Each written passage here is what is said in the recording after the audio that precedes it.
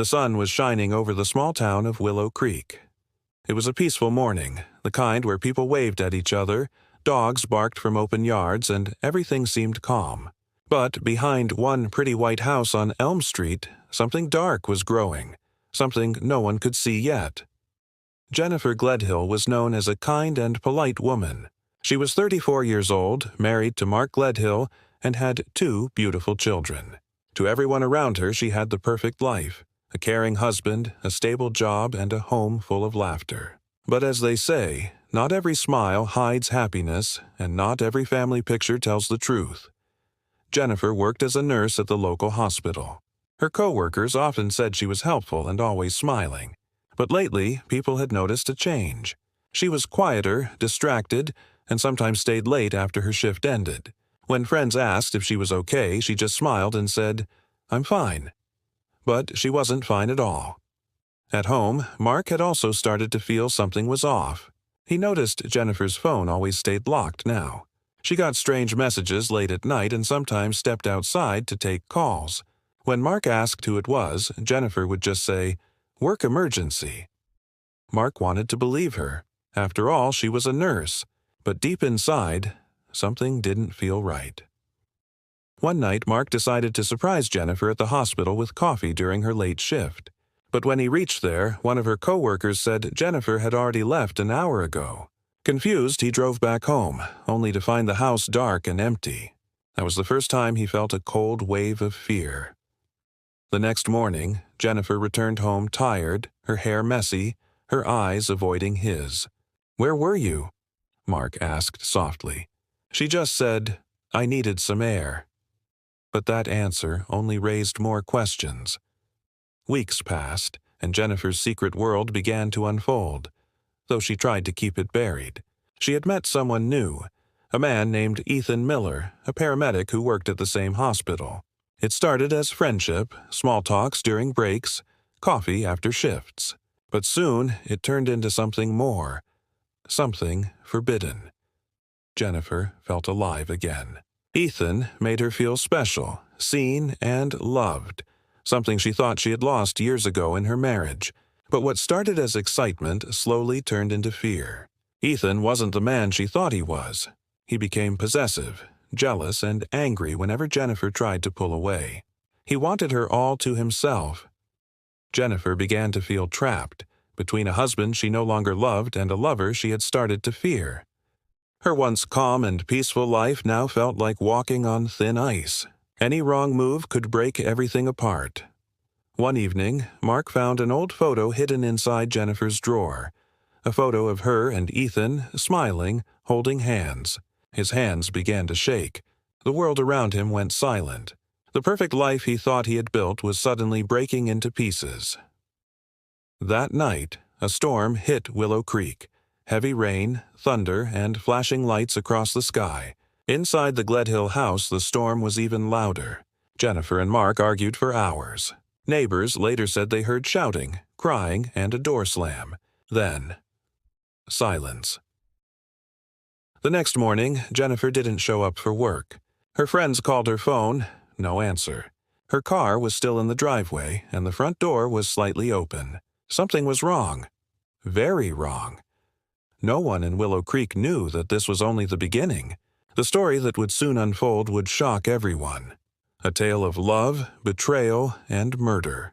A story that would make even the calmest hearts race. Because sometimes, the most dangerous secrets are the ones kept behind closed doors. The town of Willow Creek woke up to an unusual silence that morning. The rain had stopped, but the air still felt heavy, as if something dark was hanging over the neighborhood. Jennifer Gledhill's car was parked in the same spot it had been the night before, but she was nowhere to be found. Her phone went straight to voicemail, and the lights in the house stayed off all morning. At 9 a.m., Jennifer's friend and co-worker, Lisa Turner, called her again. When there was no answer, she grew worried. Jennifer had never missed a shift without telling someone. Lisa decided to drive over to check on her. As she pulled into the driveway, she noticed the front door slightly open. A chill ran through her. She called out, "Jennifer?" But the only sound was the ticking of a clock inside. Lisa stepped in carefully. The living room looked normal. A coffee cup on the table, a blanket on the couch. But something felt wrong. The air smelled of strong perfume, mixed with something metallic, almost like blood. Lisa's heart started to race. She called Jennifer's name again, louder this time. Still nothing. Her eyes moved toward the hallway. That's when she saw it. A broken photo frame lying on the floor, glass shattered. It was the same picture Jennifer once showed her. A family photo with Mark and the kids. Lisa panicked and ran outside to call the police. Within an hour, 2 police cars and an ambulance were parked outside the Gledhill home. Neighbors gathered at their windows, whispering to each other. "What's happening? Is Jennifer okay? Did something happen last night?" Detective Aaron Miles, a calm and sharp officer known for his patience, stepped inside the house. He had seen many cases in his career, but this one felt different from the start. He noticed the details. A spilled glass of wine, a phone charger unplugged, and one earring on the floor. The house wasn't messy, but it wasn't peaceful either. Something had happened here. Something sudden. Mark Gledhill arrived home from work soon after. His face was pale, his eyes red. He told the police he had left early that morning for a construction job. When Detective Miles asked when he last saw his wife, Mark hesitated. "Last night, we argued," he admitted softly. "About what?" Mark took a deep breath. "About her staying out late. I thought she was seeing someone." That sentence caught the detective's attention. "Did you know who?" Mark shook his head. "No, but I had a feeling." As police officers searched the house, they found Jennifer's purse still on the counter, her wallet inside. Her phone was missing. In the bedroom, the bed was unmade, and the window was slightly open, as if someone had left in a hurry or someone had entered. By afternoon, Jennifer's disappearance became the talk of the town. News reporters arrived, flashing cameras outside the house. Her co-workers couldn't believe it. "Jennifer wouldn't just leave like that," Lisa told the detective. "She loved her kids too much." Later that day, the police received new information. A security camera from a gas station just 2 miles away had caught Jennifer's car around midnight, but she wasn't alone. A man was in the passenger seat. The footage was blurry, but his jacket had the hospital logo. Detective Miles paused the video and zoomed in. The name tag on the jacket said E. Miller. "Ethan Miller," the detective whispered. "Who is he?" When they checked the hospital records, Ethan Miller was listed as a paramedic who often worked night shifts with Jennifer. But when police tried to reach him, his phone was off. His apartment was empty. His neighbors said he hadn't been seen since the night before. The story was taking a darker turn, from a missing woman to something far more sinister. The detective looked at the photo of Jennifer on her desk, smiling, alive. Then at the empty house around him. Something deep inside told him this wasn't just a disappearance. This was the beginning of a crime that would tear apart everything Jennifer once loved. And somewhere out there, someone knew exactly what happened. Detective Aaron Miles sat in his office staring at the photo of Ethan Miller on his screen. The man looked normal. Friendly eyes, clean cut, average build, a face you could easily trust. But behind that calm look, Aaron felt there was something else. Something dark. The clock struck midnight, but Aaron was still awake, going through Jennifer's phone records. The last message she sent was at 11:42 p.m., just hours before she vanished. It was short and strange. "We need to talk. Not here." The number she sent it to belonged to Ethan Miller. Aaron leaned back in his chair. "So you were meeting him that night," he whispered. The missing nurse and the secret lover, it was starting to make sense. But where were they now? The next morning, the police received a tip. A man matching Ethan's description had been seen near the old Maple Bridge about 6 miles from town. The area was quiet, surrounded by trees, and often used by couples who wanted privacy. Officers were sent there immediately. When they reached the bridge, they found tire marks leading toward the riverbank. The same kind of tires Jennifer's car used. A few feet away, they found something else, a torn piece of fabric caught on a branch. It was part of a nurse's uniform. Detective Miles looked down at the rushing water below. "If something happened here," he said quietly, "the river would have washed away most of the evidence." His gut told him Jennifer had been here that night, and something terrible had happened. Meanwhile, in town, people couldn't stop talking. Some blamed Mark, saying he had a temper. Others whispered that Jennifer ran away with her lover. Everyone had a story, but no one had the truth. The calm little town of Willow Creek had turned into a place filled with fear and rumors. That evening, Detective Miles questioned Mark Gledhill again. Mark looked exhausted, dark circles under his eyes. "Did you know Ethan Miller?" the detective asked. Mark's jaw tightened. "I found out about him 2 weeks ago," he said. "I saw a message on Jennifer's phone. She called him E. I thought maybe it was a friend from work. But then I saw them together once outside a cafe. She said it was a mistake. I wanted to believe her. Did you confront her that night?" Miles asked. Mark nodded slowly. "Yes, we argued. She said she was ending it. I didn't stop her from leaving. I thought she went to a friend's house. I never saw her again." For a moment, silence filled the room. Mark looked down at his hands. "Detective," he said softly, "I didn't hurt her."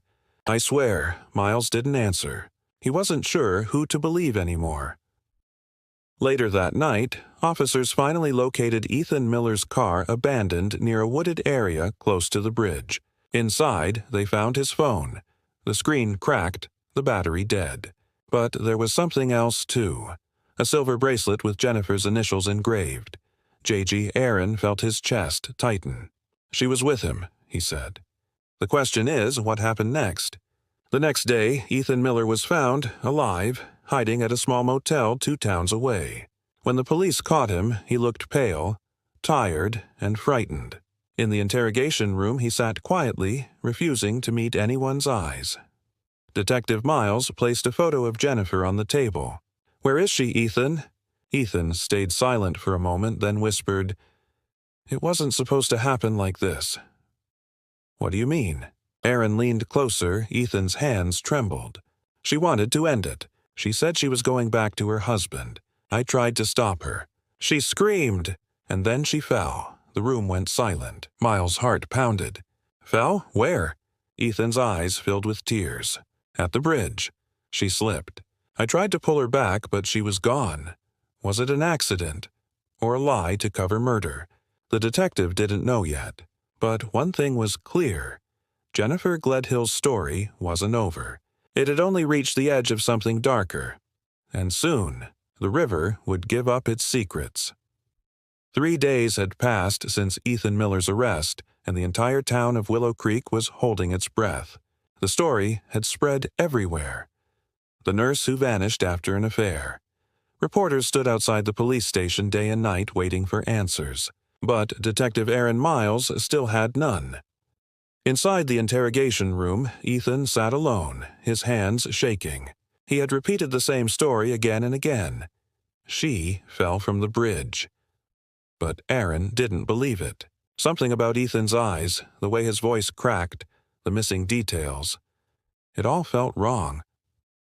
That morning, search teams gathered by Old Maple Bridge, the same place Ethan mentioned. The river ran deep and fast, carrying secrets through its muddy waters. Officers used boats and divers, scanning every corner. The crowd stood behind yellow tape, whispering, waiting. Then, around noon, a diver raised his hand. The air went still. A body had been found.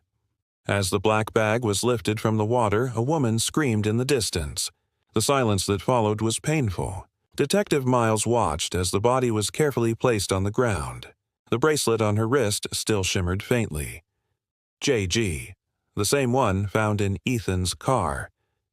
It was Jennifer Gledhill. Aaron took a deep breath and looked away. Even after years in homicide, some moments still hurt.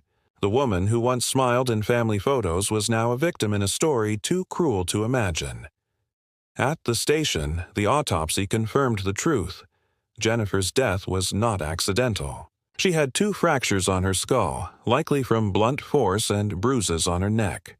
The coroner looked at the detective and said softly, "She was strangled before she hit the water." Aaron clenched his jaw. Then Ethan lied. Ethan was brought back for questioning. His face turned pale when the detective placed the autopsy report in front of him.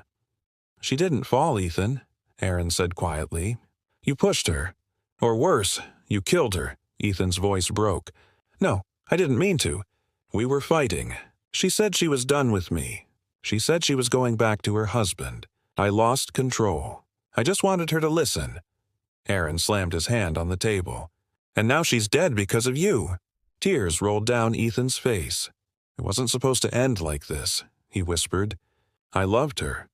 Love. That same word that started everything, now poisoned by lies and death. When the news reached Mark Gledhill, he collapsed. His children cried, asking where their mother was. The man who once doubted his wife now sat on the floor holding her photo, whispering her name. The entire town mourned, but the grief mixed with anger. People wanted answers, justice, closure. That night, Aaron visited the bridge one last time. The air was cold, the moonlight reflecting on the water. He looked at the spot where Jennifer's body had been found. He tried to imagine what had really happened that night. The argument, the shouting, the push, and the silence that followed. But something still didn't fit. Back at the station, Aaron went through Jennifer's phone records again. He noticed one strange thing. After her last text to Ethan, there was another outgoing call. It lasted only 20 seconds and was made to a different number. A prepaid phone registered under a fake name. Aaron frowned. Who else was she talking to? He traced the number. It led back to someone unexpected. Lisa Turner, Jennifer's best friend. The same woman who had first called the police. When Aaron called her in for questioning, Lisa looked nervous. "Detective, I just wanted to help," she said quickly. "Jennifer told me she was scared. She said Ethan was following her. She planned to end it that night." Aaron leaned closer. "Did she say anything about her husband?" Lisa hesitated. She said Mark had been drinking again. She didn't trust him either. Suddenly, everything changed. What if Ethan wasn't the only one involved? What if there was something even darker behind Jennifer's death? As Aaron left the room, one thought echoed in his mind. Everyone loved Jennifer Gledhill. But someone loved her enough to kill, and the truth was only beginning to surface. Detective Aaron Miles couldn't sleep that night. The case had changed direction again, and he hated that feeling of unfinished puzzles. Jennifer Gledhill was dead. Ethan Miller had confessed to being there, but something about his story still didn't make sense. And now, Jennifer's best friend, Lisa Turner, was part of the mystery. He looked again at the phone record. The last call Jennifer made before she died. It wasn't to Ethan or her husband Mark. It was to Lisa. Only 20 seconds. Why would Jennifer call her friend in the middle of the night just before she disappeared? The next morning, Aaron visited Lisa's house. She opened the door slowly, her eyes puffy from crying. "Detective Miles," she said softly, "I've already told you everything." Aaron stepped inside. "Then tell me again, this time. From the beginning." Lisa took a deep breath. "Jennifer was my closest friend. We worked together, we shared everything. But over the last few months, she changed. She told me she was scared, that Ethan was becoming dangerous. She said he followed her home once, and he threatened her when she tried to end the affair." "Did she ever say she was going to meet him that night?" Aaron asked. "Yes," Lisa replied. "She said she wanted to end it for good. But she also said she was afraid her husband might find out." Aaron nodded slowly. "Did she mention you should call her if something went wrong?" Lisa's lips trembled.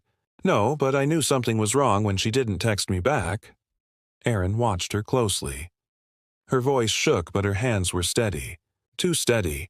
Something about her calmness didn't sit right. He noticed a photo frame on the wall. A picture of Lisa and Jennifer, arms around each other, smiling. In the corner of the photo, a man stood behind them. Ethan Miller. Where was that taken? Aaron asked. Lisa's eyes darted to the picture. "At the hospital charity event," she said quickly. Ethan was just there. But Aaron had already noticed something. The way Lisa avoided looking at Ethan's face in the photo. Back at the station, Aaron started digging deeper. He found that Lisa and Ethan had known each other long before Jennifer met him. They had both worked together in emergency response training 5 years ago. And one more thing. Lisa had once filed a complaint against Ethan for personal boundary issues, but later withdrew it. Aaron's instincts screamed. So this wasn't just about Jennifer, he muttered. There's history here. He called Ethan in for another round of questioning. Ethan, he said firmly, tell me about Lisa Turner. Ethan's eyes widened. Lisa, she hates me, he said bitterly. She ruined everything. She told Jennifer lies about me. She wanted Jennifer to leave me. Why would she do that? Aaron asked. Ethan leaned forward. Because Lisa wanted me once, years ago, but I rejected her. She never forgave me. When Jennifer came into my life, Lisa couldn't stand it. The room went quiet. Aaron's mind began to connect the dots. Jealousy, revenge, betrayal. It wasn't just about love, it was about obsession. That evening, police searched Lisa's house again. Inside her garage, behind some old boxes, they found something shocking. A burned phone, the same model Jennifer used. Forensics confirmed it was hers. The data chip was damaged, but one message was recoverable. It was sent the night Jennifer died. It read, "He's here. Please help me." And it was sent to Lisa Turner. Not the police, not her husband. Aaron felt his stomach twist. Lisa never called anyone that night. She didn't try to save Jennifer. She stayed silent. When confronted, Lisa finally broke down. "I didn't mean for her to die," she cried. "I just wanted her to stay away from him. I wanted her to see who he really was." "But you deleted the message," Aaron said coldly. "You destroyed her phone. Why?" Lisa's tears turned to anger. "Because she chose him over me. After everything I did for her, she betrayed me too." The truth hit Aaron like a wave. Jennifer was caught between two dangerous obsessions. One from a man who couldn't let her go, and another from a friend who couldn't bear to lose her. As Lisa was taken away in handcuffs, Aaron looked out at the falling rain. The case that began as an affair had turned into something much darker, a web of lies, jealousy, and twisted love. But one question still haunted him. If Lisa saw Jennifer's message that night, who was the one that actually killed her? Because in Willow Creek, even the truth had secrets. Rain poured down as Detective Aaron Miles stood by the window of his office, staring at the storm outside. The case of Jennifer Gledhill had twisted into something beyond logic. A love triangle turned nightmare, a friendship poisoned by jealousy, and a husband broken by betrayal. But even now, something still didn't fit. Lisa Turner had confessed to hiding evidence. Ethan Miller had admitted to a fight.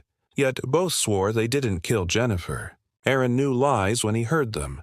But this time, the lies were mixed with half-truths. Jennifer's last hours still weren't clear. Her message to Lisa, "He's here, please help me," was sent minutes before she vanished. But the timing didn't match Ethan's story. Ethan said he met her at the bridge around 11:30. The text was sent at 11:20. So who was he? Aaron decided to go back to the beginning. He opened the case file again, reading every line, every report. That's when he noticed something strange. In the background of a security camera photo from the gas station, where Jennifer's car was seen, there was another vehicle, a dark blue pickup truck. The license plate was blurry, but partial numbers were visible. 47M3. He checked the database. The truck belonged to Mark Gledhill. Aaron's heart skipped a beat. Jennifer's husband. The man who cried in the police station who claimed he was at work that night. But his phone records told another story. His phone had been turned off between 10:30 p.m. and 12:15 a.m., the exact window when Jennifer went missing. Mark lied. Aaron whispered he drove straight to the Gledhill house. Mark opened the door, surprised but calm. "Detective Miles, what's this about now?" Aaron looked him in the eyes. "You weren't at work the night your wife disappeared, were you?" Mark's expression froze. "I told you Aaron cut him off. Your truck was seen near the bridge. You turned off your phone. You followed her, didn't you?" For a moment, Mark said nothing. The rain outside thundered. Then he laughed softly, almost sadly. "You think I killed her?" Aaron didn't answer. Mark stepped back, his face pale. "You have no idea what it's like to watch your family fall apart. To see the woman you love sneaking out every night, lying to you, choosing someone else." His voice trembled. "I went there that night to bring her home. To talk, that's all." "What happened, Mark?" Aaron asked quietly. Mark's eyes filled with tears. She was crying. She said she wanted to end everything. Leave me, leave Ethan, start over alone. I begged her to stay. I told her I'd forgive everything. But she said it was too late. She turned to leave and I grabbed her arm. She pulled away. She fell. He covered his face with his hands. It was an accident. I swear it was an accident. Aaron stood still. The rain sound filled the silence. It wasn't the first time he'd heard a story like this. A moment of anger turning into tragedy. But this time, the pain felt heavier. Jennifer hadn't been killed by her lover or her jealous friend. She had died because of a moment of rage from the man who once promised to protect her. The investigation confirmed it. Fingerprints on Jennifer's car door matched Mark's. Traces of blood on his jacket matched hers. He couldn't hide anymore. When Mark was arrested, he didn't fight. He just whispered, "Tell my kids I'm sorry." Weeks later, the case of Jennifer Gledhill finally closed. But Willow Creek was never the same again. People still whispered her name. The woman who had everything and lost it all. The story became a warning. A reminder that love, when mixed with secrets and lies, can turn deadly. Detective Aaron Miles wrote the final report. The last line read, "Jennifer Gledhill's death was not planned. It was born from love, betrayal, and the silence between two broken hearts." He closed the file and looked out the window. The rain had stopped, but in the distance, thunder still echoed. A reminder that even when the storm ends, the echoes of the truth never fade. Because sometimes the killer isn't a stranger hiding in the dark. Sometimes it's the person who says, "I love you,"